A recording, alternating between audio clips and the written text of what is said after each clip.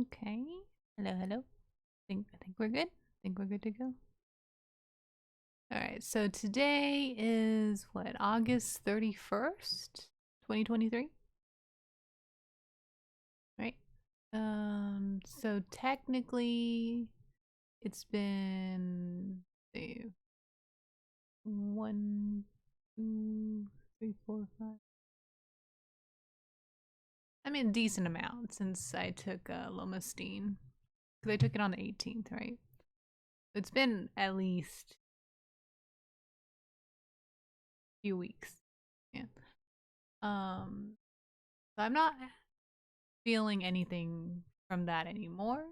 So it did get out of my system, I think. But then I'm gonna have to start it again. Take my second dose uh, next month, probably. That's not gonna be fun. And in about 2 to 3 weeks, we're gonna go up to the doctor, get an MRI, and then we're gonna see if there's anything different with my scan. Like, that will determine whether or not we continue with just lomustine or if we're gonna have to start Avastin together. And that's the one I want to avoid. As I've stated, I do not want to use Avastin at all. But if I'm going to have to, it's gonna be inevitable in that sense. I'm hoping that all the holistic stuff I've been doing with the ketogenic diet, all the CBD oil I'm taking, like, I'm hoping that will have suppressed some of my brain scans. Like, I'm hoping, really hoping, but if not, it's just what it's gonna be, and I'm gonna have to start a Avastin, and then it's gonna be a whole nother adventure for myself. And that's fine because I am working on my spiritual side a bit more. Uh, my entire life, I've been somewhat of a pretty strong agnostic theist. I was raised in a very Christian household, but I was always more on the analytical side of, like, whenever I read the Bible, it was more like doing homework. It was more about knowing more about the Bible than other people and knowing the facts and the chapters and memorizing scriptures. And it was always a lot less spiritual. And lately, I've been just much more chill about it. It's come to the point that I actually don't care about the logic or the analyzing of the Bible itself. It's because I've already read it. I've already analyzed it for years. Gotten me nowhere.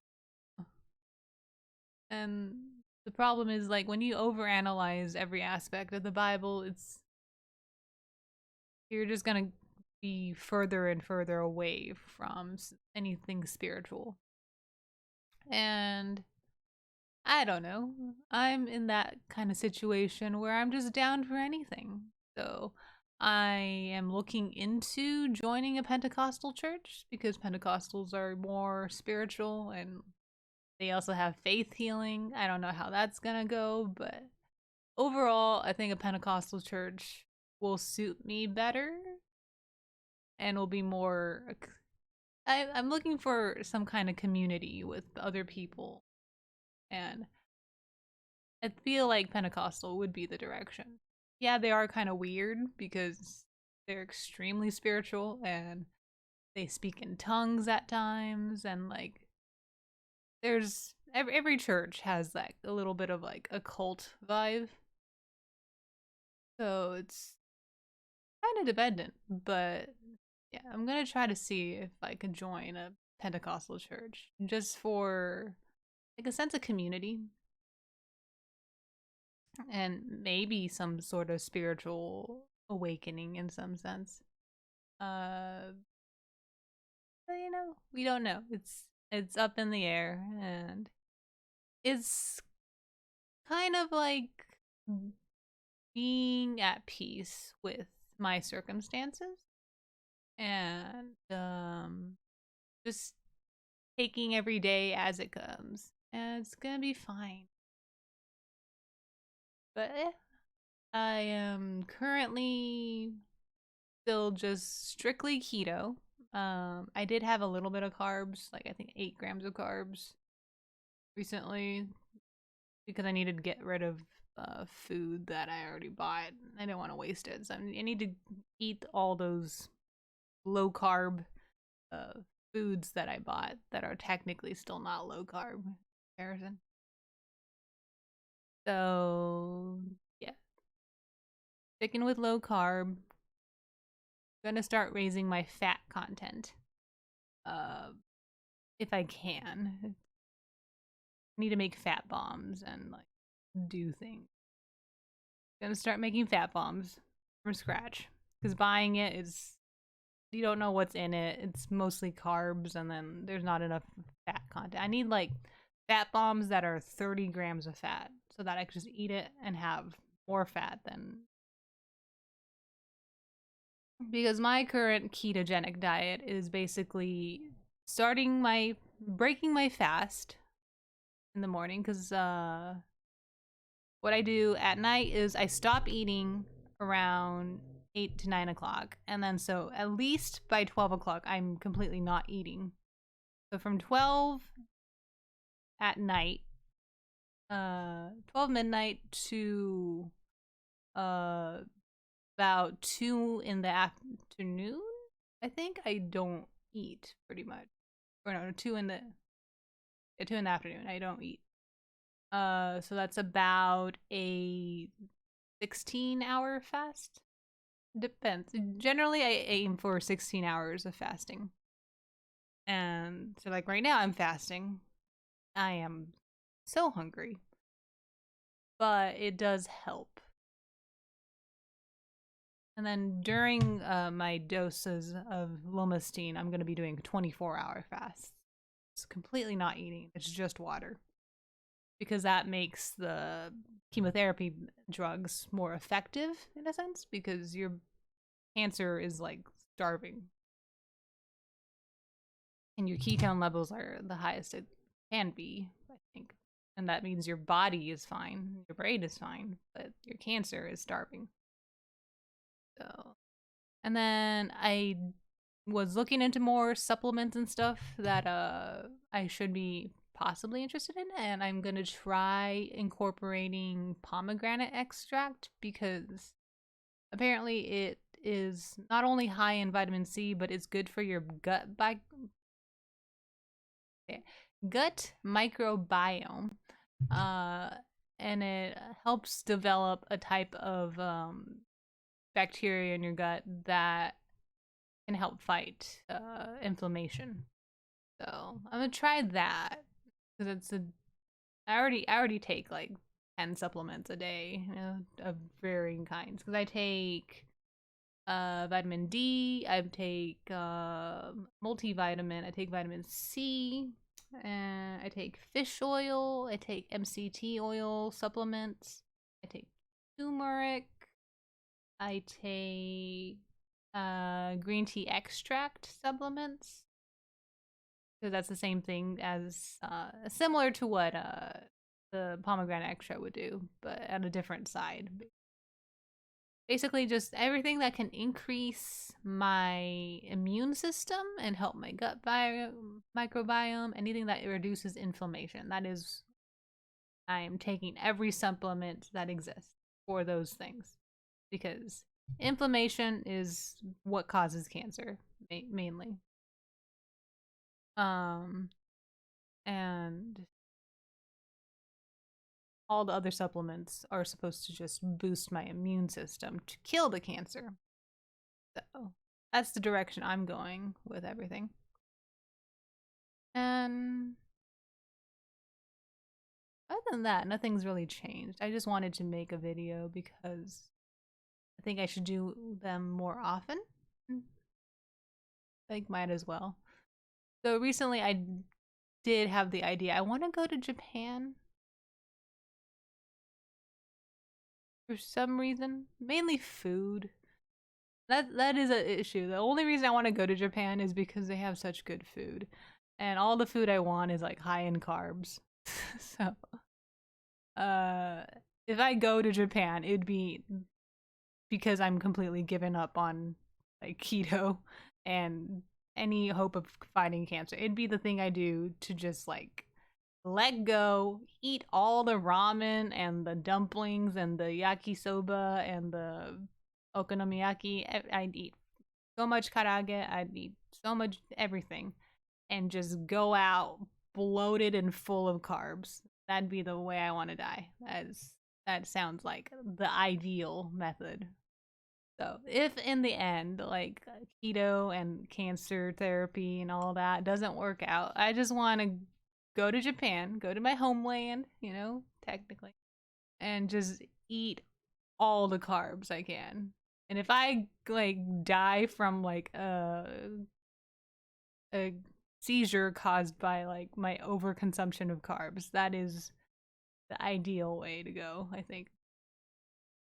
Um but till then I need to save money, don't I? Going to Japan expensive. So idea would be is to gather a bunch of friends, go to Japan, just have a fun time. You know?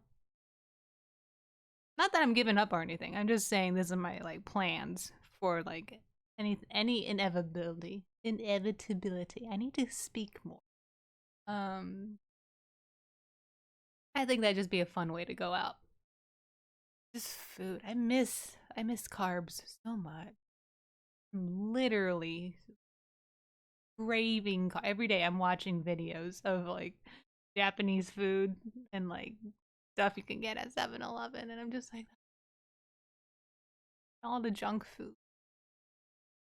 Like that's why when I watch shows like 1,000 Pound Sisters, 600 pound, whatever's, and it's all these people that are like over 600, 1,000 pounds, and they're eating all they want, all the carbs they want, and they're like arguing that it's good, it makes me happy, and I'm like, girl, like I can't argue with that logic. It's like it is so good.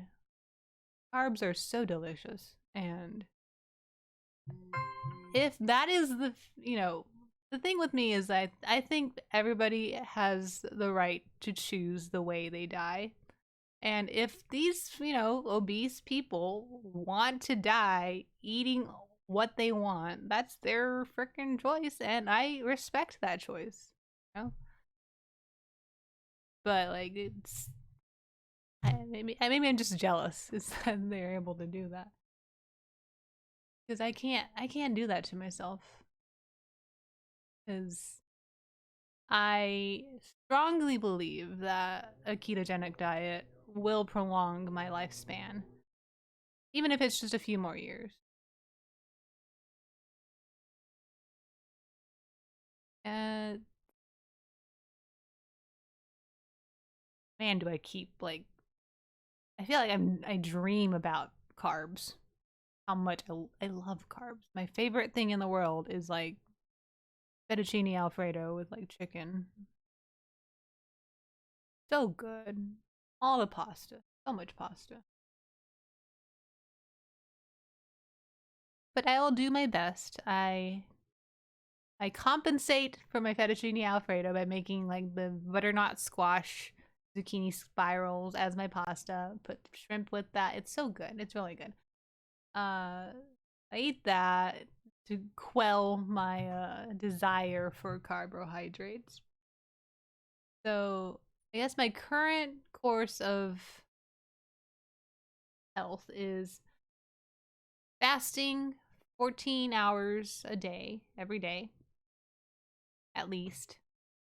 Generally try to aim for 16. And then I take a bunch of supplements that are anti-inflammatory and boosts immune system, right? All those. And then I also drink green tea with elderberries. That's also good for against cancer. I forget the exact thing. It's like polyphenols and stuff.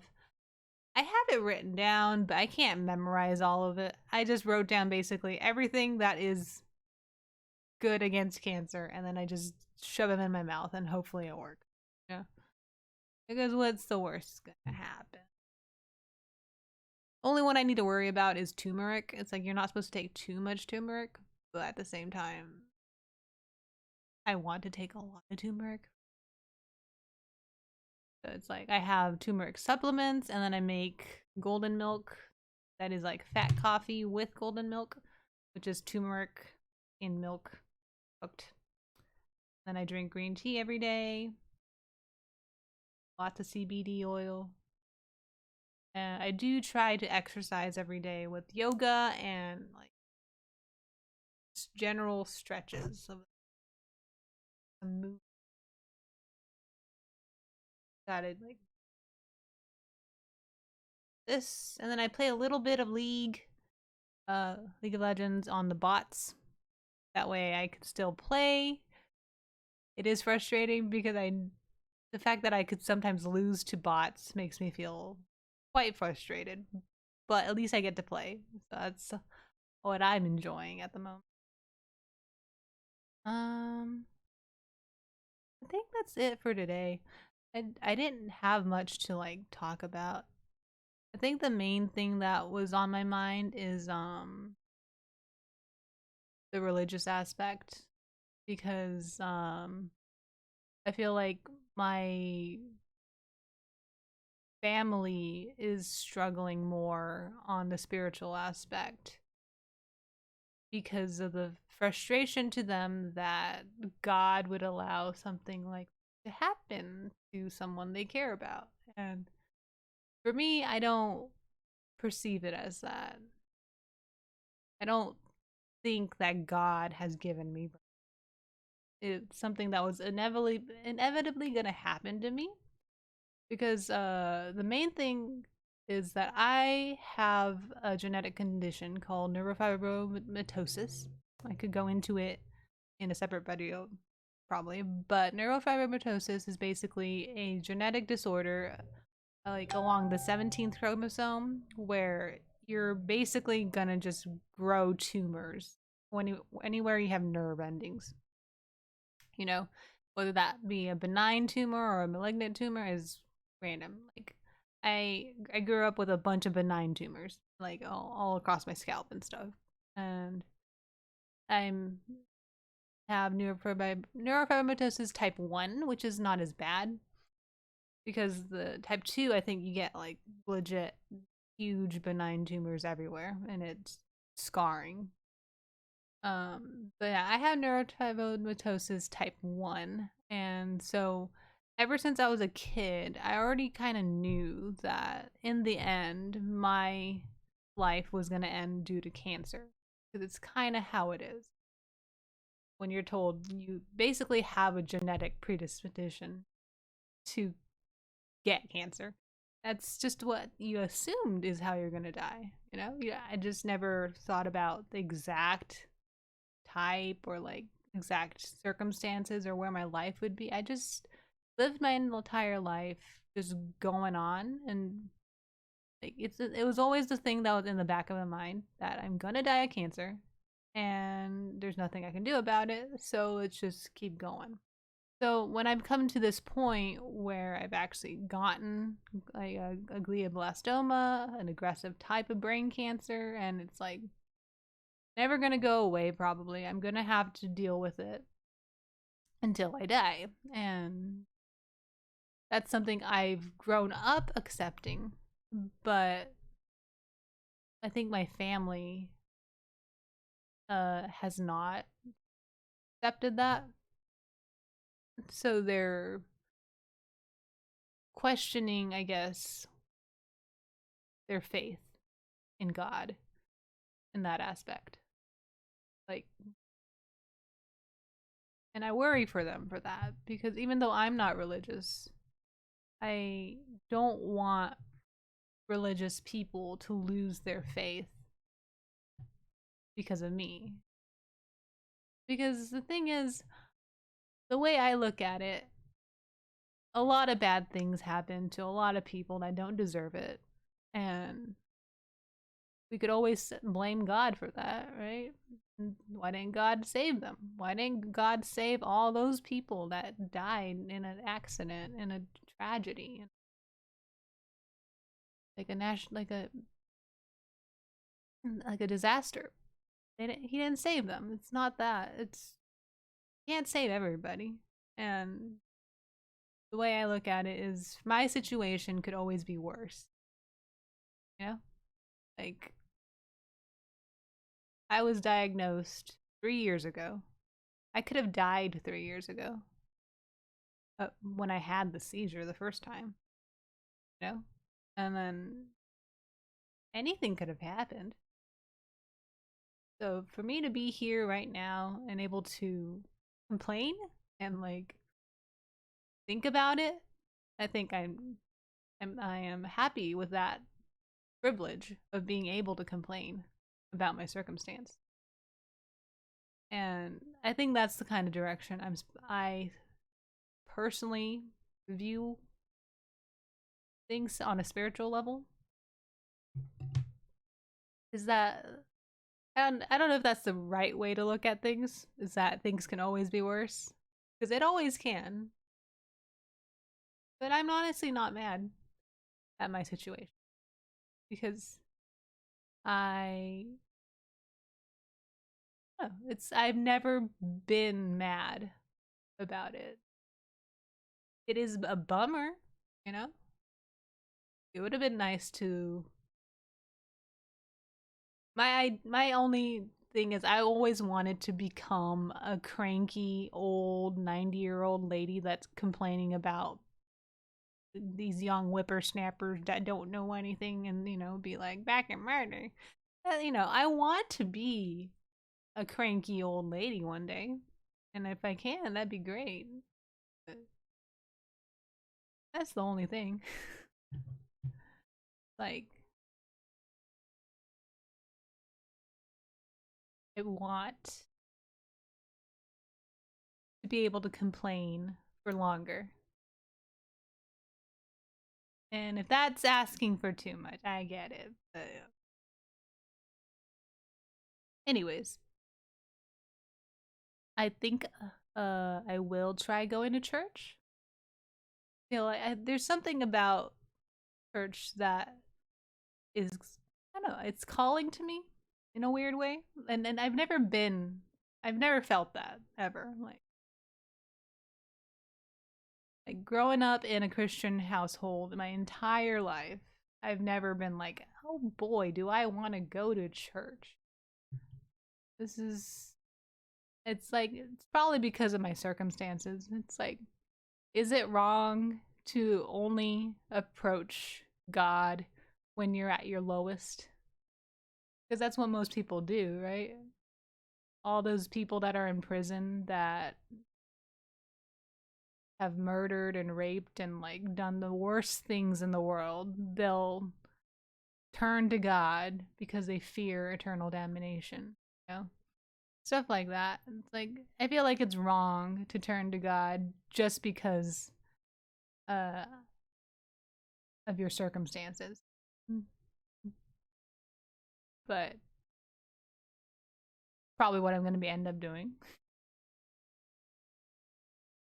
Not for like I don't it'd be nice if faith healing worked. So if I just go at it just the way I'm doing with supplements, might as well go for it.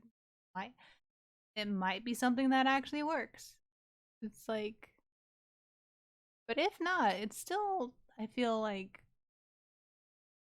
a way to boost optimism, right? Because being optimistic with cancer is very difficult. And I think a lot of people do end up quitting emotionally because they go so hard on the optimism and it doesn't end up well. So I've never been on the optimistic side. I've just been on the not pessimistic, basically. I feel like there should be I think there is a word for it when you're just you expect worse, and then so you're not disappointed, you know? And so I'm alright. And that's how I am doing this week. And I'll probably go play video games now since I recorded. Thank you for watching, and I will post again when I feel like it.